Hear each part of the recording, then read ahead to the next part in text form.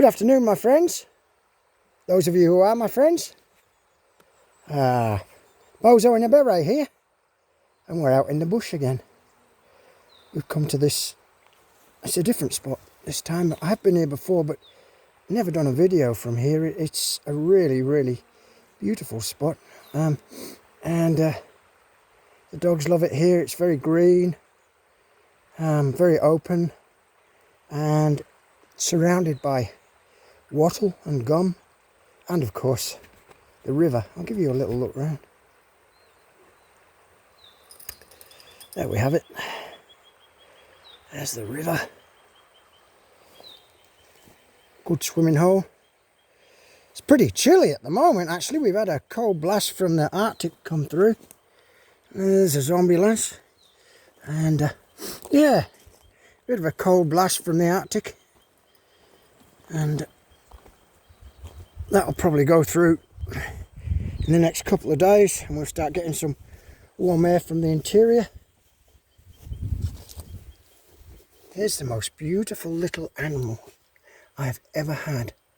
My little Stanley. Hello, darling. Hello. Yes, and Daddy loves you and loves you and loves you. Yes, you're beautiful. Yes. He doesn't like it, camping. He sits in the house and tries to hide before we come out. Hello, Judith. There she is. Judith the greyhound. Hello, darling. Hey. Judith's a very timid doggy. She's had a bit of a rough life. And what we got over here? Here we have it. Over here is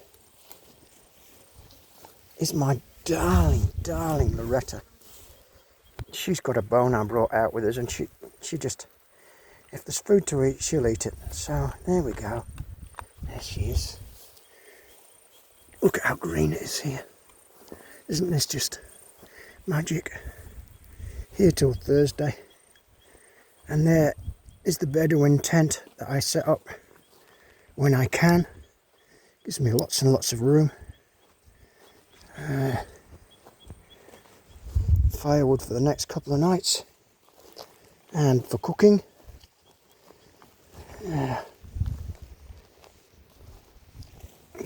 Got dinner on in there.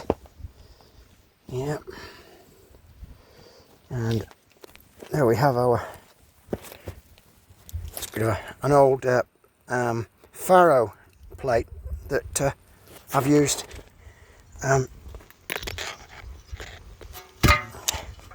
It gets used as a frying pan. I'll do my snags, my sausages in the morning. And here we have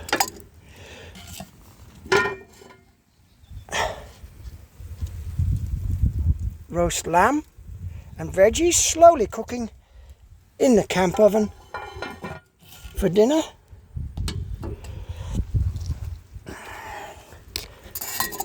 I welded this up as well.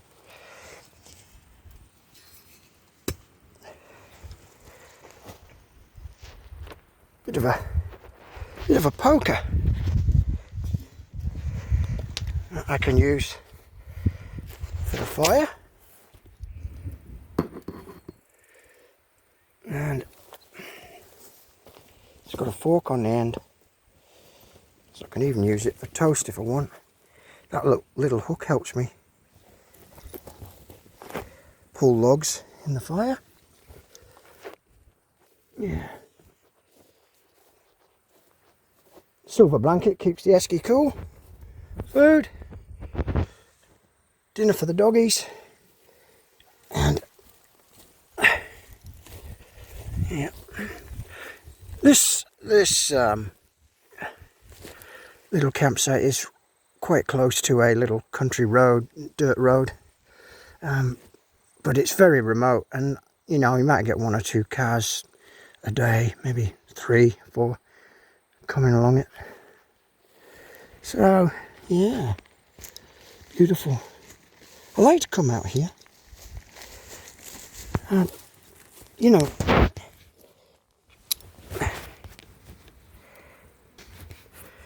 You come out here, you can just be in nature.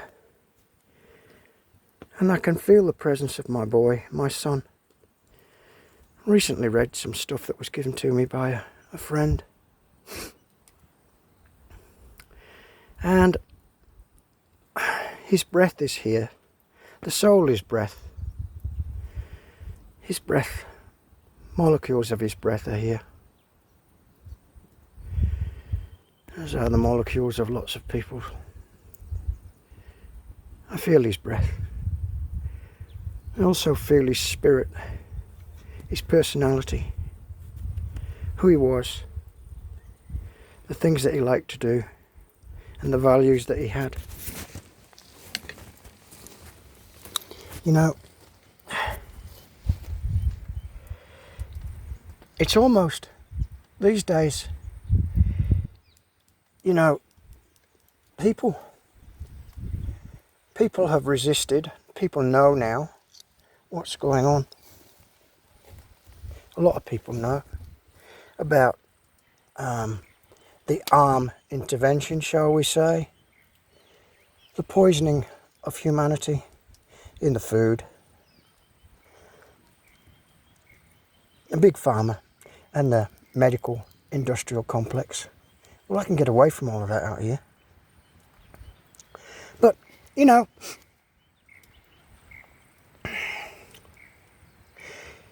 I guess there are three types of people during this zeitgeist. I think there are anyway. You've got those that resisted and resisted hard. You've got the warriors who know what it's all about and are prepared to face guns, germs and steel for it. I was one of those and still am.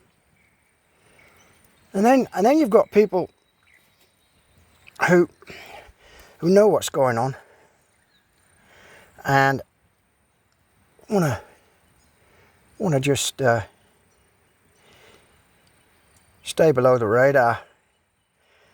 And many of those have become what you could refer to in the modern zeitgeist as non-player entities. You know, those entities in a video game that are always there, and they don't take part in the game. They're just an obstacle or a character in the game, but they don't have any role to play within the game. I don't play a lot of video games, but that's the analogy that a lot of people are making now. That a lot of people are non-player entities, and want to travel underneath the radar. Then there's those people who were, this is my thought, there's those people who were very, very active initially, but they've seen what's going on and they too have decided that, hey, I need to keep my head down, and they too decide to become non-player entities and keep their head down and just protect themselves. You know, you can't ignore, you can't be one of these people that says, well, I think you can't. Never mind the future, I'm not going to be here when all this goes tits up. You know, I'm just going to keep quiet and get on with my life. I can't do that, because I do think about the future of others, and I think about the future of children, and I think about the future of young people, and I'll resist this to my last breath, and I won't stoop as low as they have done. And when I say they, I mean the cabal, I mean the police, I mean the governments that have inflicted, you know, they're the ones that inflict violence. I'm not going to stoop to their level, but I will continue to protest when required, even this video. The only time I need to be aware of what's going on, because there may come a time when I have to defend myself, and I'm quite capable of that. very experienced in that regard. And should push come to shove, I will. But in all other respects, I'm not going to stoop as low as our government did and as the forces of evil. You know, you think about, I got the whole God thing wrong. I'm prepared to, I was a rampant atheist. But since this has all happened, I've seen the power that many Christians have had and used in the face of guns, germs and steel. And I was impressed. I do think now, with everything that's going on, there's an evil entity. I don't know what it is. I can't put my finger on it, but I think there's an evil entity running this whole scenario. You can call it 666, you can call it Satan, Beelzebub, whatever you like, but there is an evil entity that's taken control. And with that, we have the antithesis of this evil entity, which we now call God.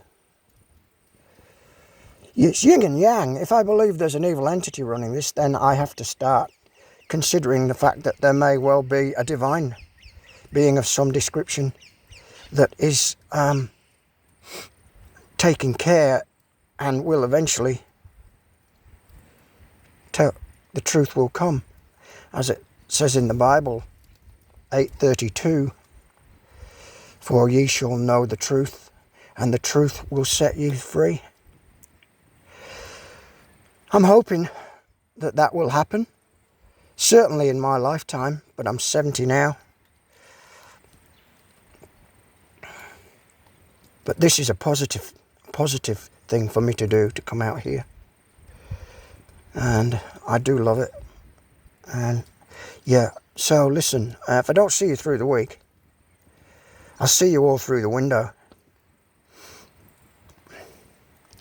Don't be a non-player entity, if you can avoid it. Be a warrior. Bye-bye.